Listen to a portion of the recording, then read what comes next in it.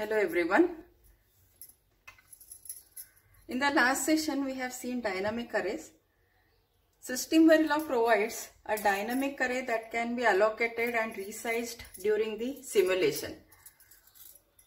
We have also seen the example of the dynamic array. Let me repeat that.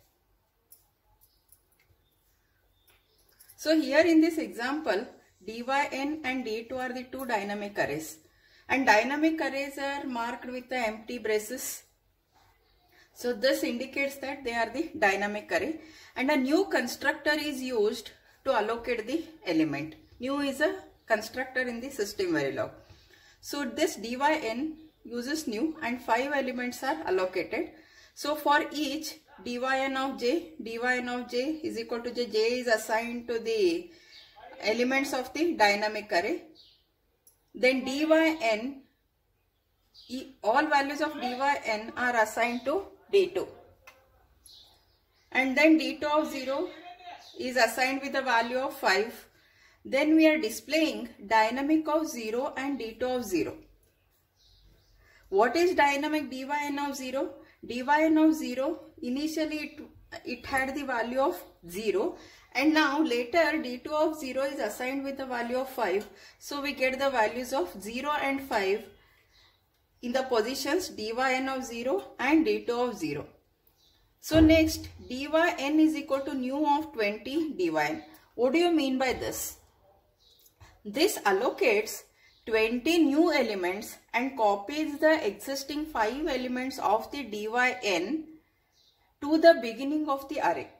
See, dyn has 5 elements. So these 5 elements are copied at the beginning of the array, and this new 20 allocates 20 new locations. So last one is dyn is equal to new of 100. So this statement allocates 100 elements, but the existing values are not copied. The old 20 element array is deallocated. And last statement dyn dot delete is deletes all the elements. So next we will see what is a queue in System Verilog.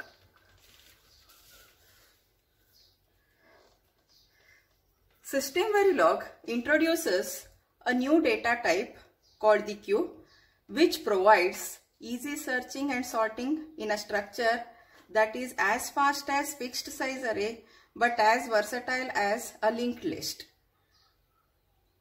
See, like a dynamic array, queues can grow and shrink, but with a queue we can easily add and remove the elements anywhere. A queue is declared with a word subscript containing a $sign. Queue. So when the $sign is present, then it means that it is a queue. The elements of the queue are numbered from the elements of the queue are numbered from 0 to $.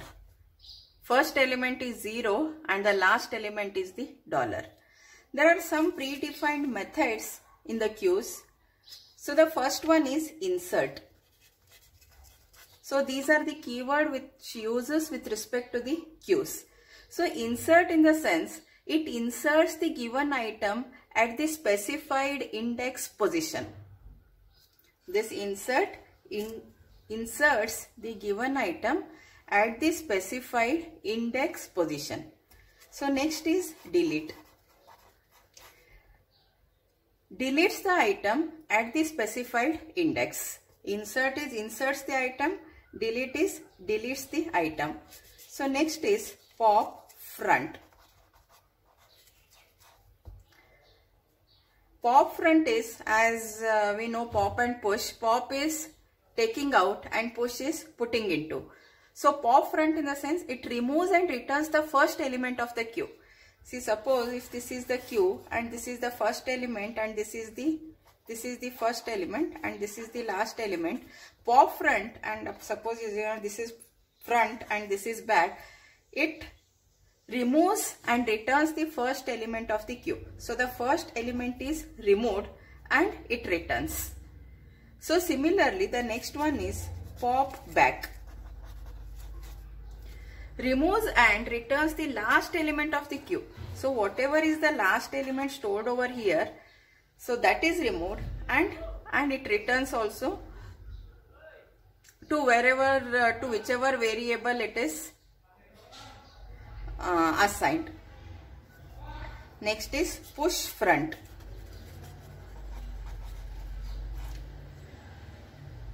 See, as opposite to this, pop is, it takes out. What is push? Push front is inserts the given element at the front of the queue. So here it inserts. So similarly, push back. It inserts the given element at the end of the queue. And one more construct is size. Returns the number of items in the queue. If the queue is empty, then it returns 0. So you should remember all this. You should know all this. Insert, the name itself indicates. Insert is inserts the given item at the specified index position. Delete is the deleting of the item at the specified, from the specified index. Pop front is popping from the front. Pop back, popping from the back. Push front is we push inserts into the front, and push back is pushed or inserts at the back, and size will give, returns the number of items in the queue. If the queue is empty, it returns 0.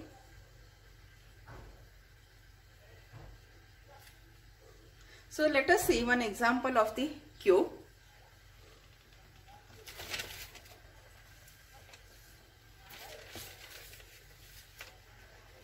So what is the example given? The first statement says that int j is equal to 1.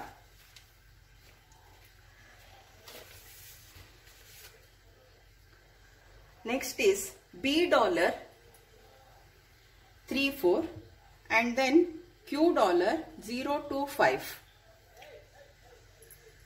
So next we have the program.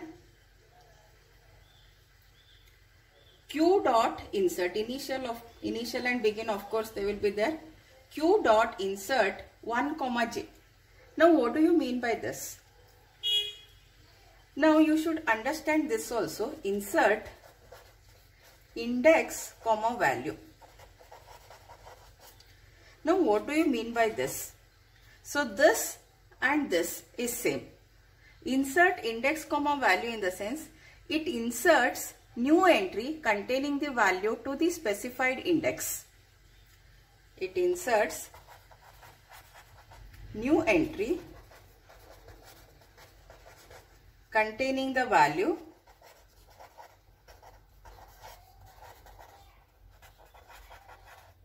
to the specified index.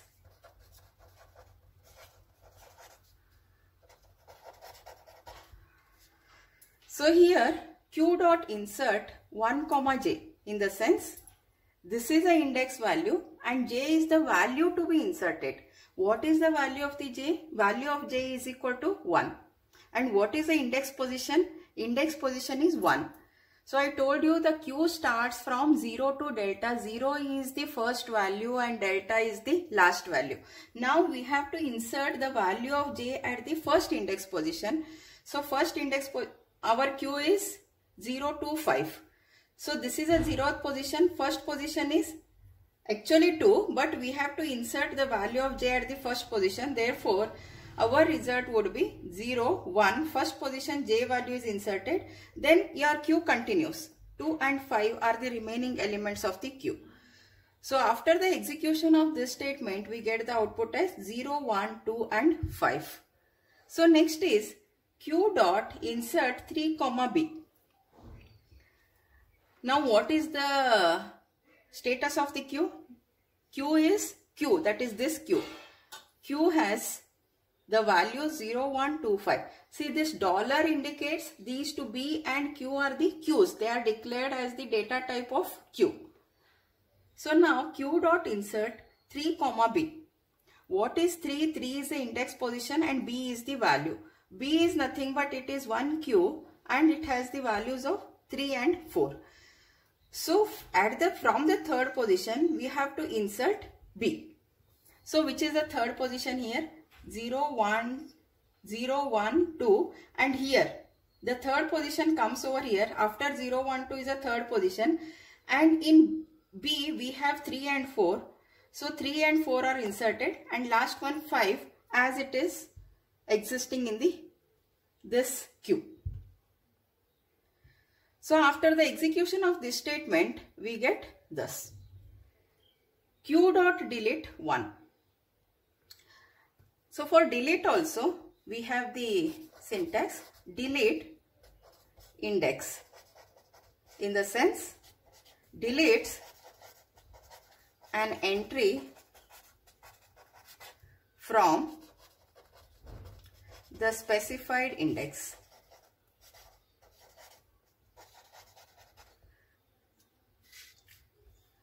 So what is the index? Q dot delete 1. It means the first position element is to be deleted. This is a 0th position, this is a first position. So this element is deleted. So we have in the queue 0, 2, 3, 4 and 5 after deleting. Now what is this? So here we are using push front, pop back, push back and pop front. Q dot push front 6. So as we have discussed, push front in the sense it is pushing off the element at the front. So we have Q elements as 0, 2, 3, 4 and 5. So 6 is pushed over here and we would get this in the Q. So similarly, J is equal to Q dot pop back. So whatever is the pop back value, that is assigned to the variable J. What is pop back value? Pop back is whatever is the last element that is popped back and it removes. What do you mean by pop back? It removes and returns. So after this is executed, this element is removed and that is assigned to the variable J. Therefore, J will get the value of 5 and in Q you have 6, 0, 2, 3 and 4. Next one is Q dot push back 8. Push back 8 in the sense at the end 8 is pushed. 6, 0, 2, 3, 4 and 8. J is equal to Q dot pop front. From the front it is popped and it is removed. The value is removed as well as the same value is returned. So 6 is at the front and 6 is returned as well as it is removed from the queue. Therefore, J will have the value of 6. Then there is a for each statement, Q of I, $display Q of I and end. So this is how the various methods of the or your various constructs of the queue are being used. We have insert, delete, push front, push back, pop front and pop back. Let us see one more example for the queue operations.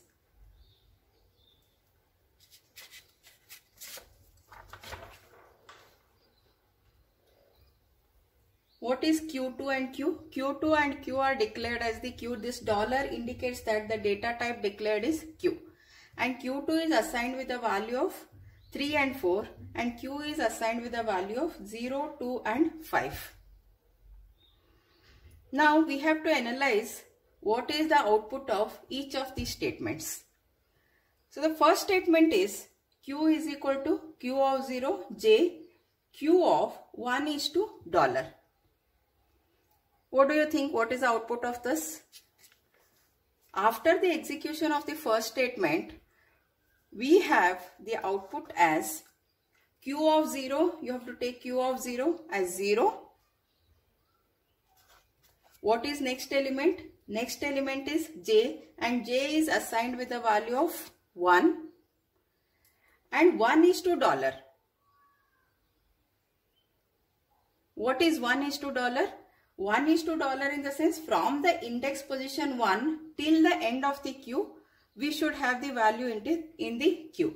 So first index position is 2, index position 1, this is 0th index position, this is the 1 index position and 5 will have the $.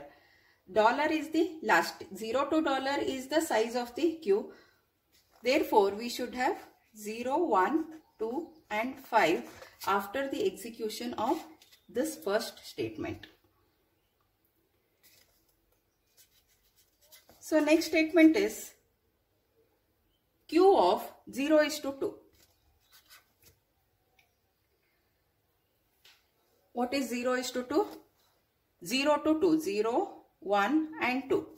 0, 1 and 2. Then we have Q2. Q2 is one more queue which has the values 3 and 4. And next Q3 is to dollar.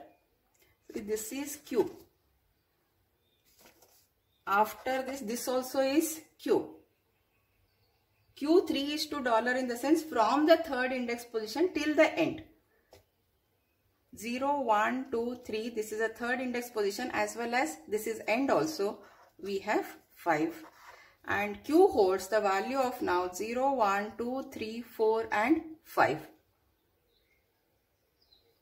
Next is Q is equal to Q of 0. Q 2 is to dollar. Now what is the value of Q? Q of 0, 0 as it is. Then Q 2 is to dollar. From the second position, 0, 1 and 2. This is the second position. 2 is to dollar, 2 till the end of the queue. 2, 3, 4 and 5. Now Q has this value 0, 2, 3, 4 and 5. It is as good as deleting this element from the queue. Now look at this. Q is equal to 6, Q. After the execution, what will be the values of Q? Q is equal to 6, Q is first 6 is added, then Q as it is. What we have in the Q? 0, 2, 3, 4, 5. It is as good as inserting at the front. Now what is J is equal to Q of dollar? Q of dollar is the last element and J will have this last element that is equal to 5. Next is Q is equal to Q of 0 to delta minus 1. This is 0th position, this is delta, delta minus 1 is thus. Now Q will have the value of 6, 0, 2, 3, 4. This is as good as popping back operation. Pop back operation. Next, Q is equal to Q, 8.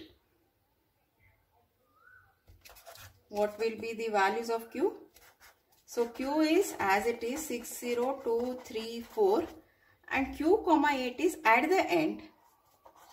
8 is added. So this is insert at back.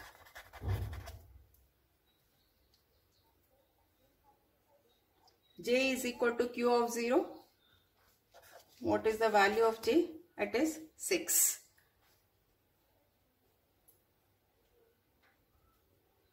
Now next is Q is equal to Q of 1 is to delta. Q is equal to Q of 1 is to delta is this is 0th position, this is first position. From this position till last position. 0, 2, 3, 4 and 8.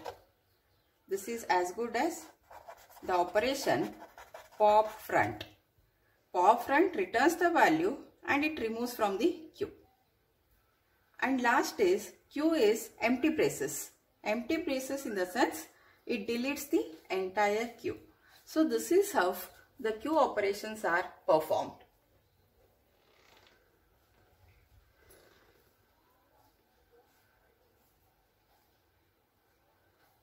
Next is associative array.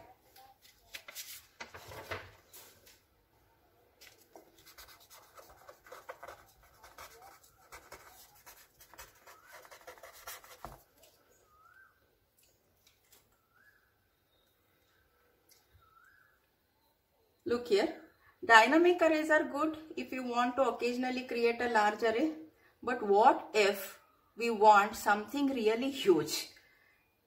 Perhaps assume that we are modeling a processor that has a multi-gigabyte address range. It's a huge address range.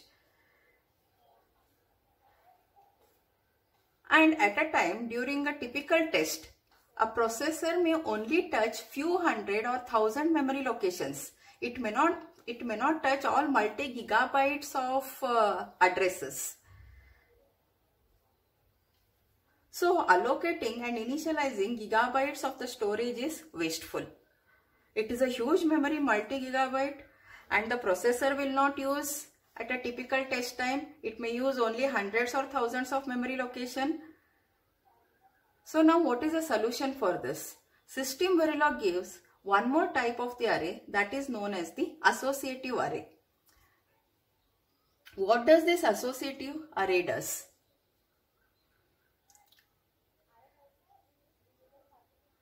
See, this associative array means that while we can address a very large address space, System-Verilog only allocates memory for an element when we write to it.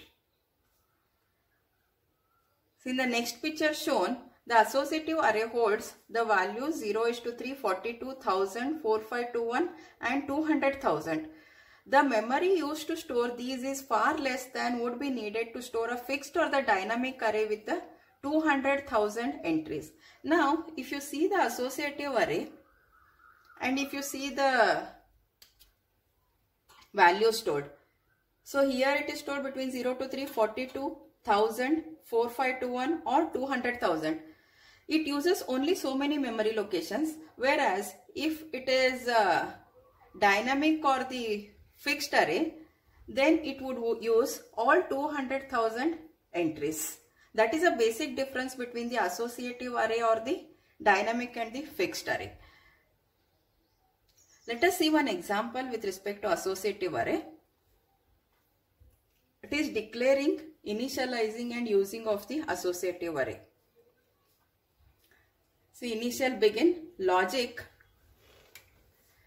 then the size is 63:0. Associative array, this is the associative array, it is with the asterisk. When we have an asterisk symbol, then it is the declaration of the associative array. Then we have assigned one more variable, idx is equal to 1. Then repeat 64 begin, associative idx is equal to associative of idx is equal to idx. So this idx value will be with respect to associative of 1. Then idx is equal to idx, left, it is a shift operator, left shift by 1. So we have the size as 64 bits, that is 63:0. So for idx, so this is 63 position, initial value of idx is 1. So then 62 position 0, 0, 0, 0, 0. Last 0th position we have 1. So next idx is equal to idx shift left by 1. Now what happens? This 1 is shifted over here and you will have 0 and all these will be zeros when it repeats for the second time. What is the amount? What are the, how many number of repetitions are there? Repeat 64. 64 times it is repeated. So in the next step, when it is repeated for the next time, you will have the value of 0, 0, 1 and all these are zeros. Now what do you mean by this? What is the first value? The first value is 1. What is second value? The second value is 2. Third value is 4. Similarly, next value will be 8 and so on.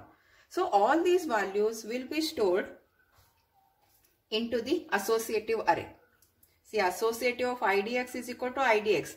idx shift left, again when it is repeated for the next time, this value will be stored into the associative array. So all these values will be stored in the associative array. Next, we are stepping through the loop for each. For each, I told you, it steps through all the elements of the array. See, now we are stepping through the associative array. For each, associative of I. $display, associative, percentages I, associative of I. So it is indexing to the first element, and that first element is displayed.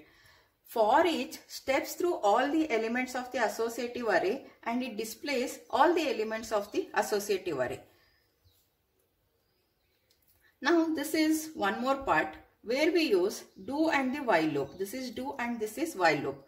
And what we are doing here, if associative dot first idx, there are two more constructs with respect to the associative array, dot first and dot next. The array name dot first will give you the first value of the associative array, and array name dot next will give you the next value of the associative array. Now what we are doing, if associative dot first idx, if that value is present, begin do $display, this value, this particular value is displayed.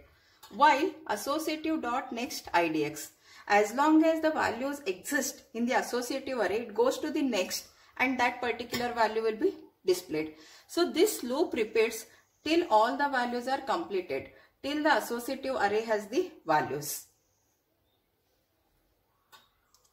Then associative dot first, it will display whatever is at that particular time, it will display that element. Find and delete the first element. Then associative dot delete is dot delete will delete that particular element. So this is how we use the associative array.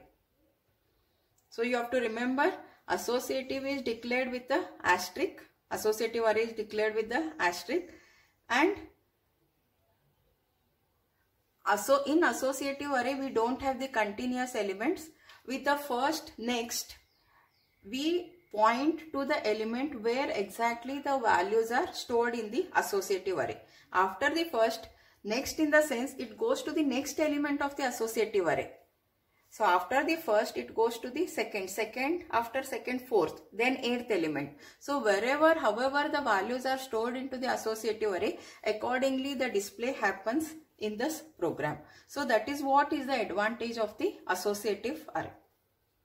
And dot delete will delete that particular element. Next is choosing a storage type. So what type of the storage you can choose? It depends upon the flexibility, memory usage, speed, and as well as sorting. These are just the rules of thumb, and results may vary between the simulators. It is completely theoretical. Whatever we have studied, you have to put that under these titles. The use of fixed size array or the dynamic array if it is accessed with the consecutive positive integer indices 0, 1, 2, 3 and so on. Choose a fixed array if the array size is known at a compile time, or choose a dynamic array if the size is not known until the runtime. We have studied this with respect to the fixed size array as well as the dynamic array.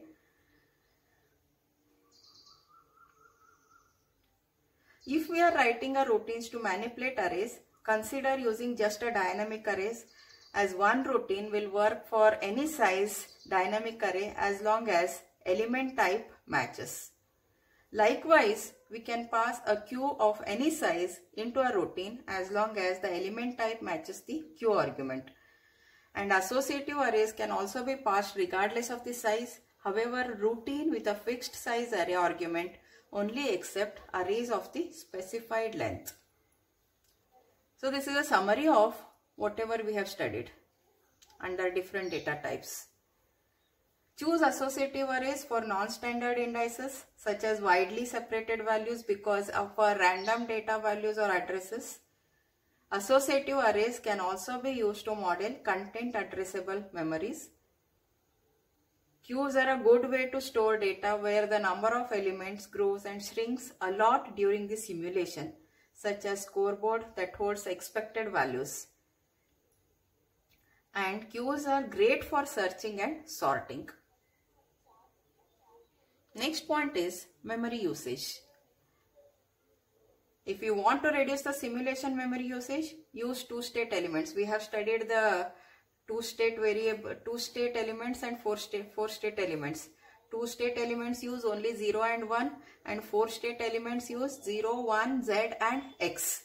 If you want to reduce the simulation memory usage, then go for 2 state elements.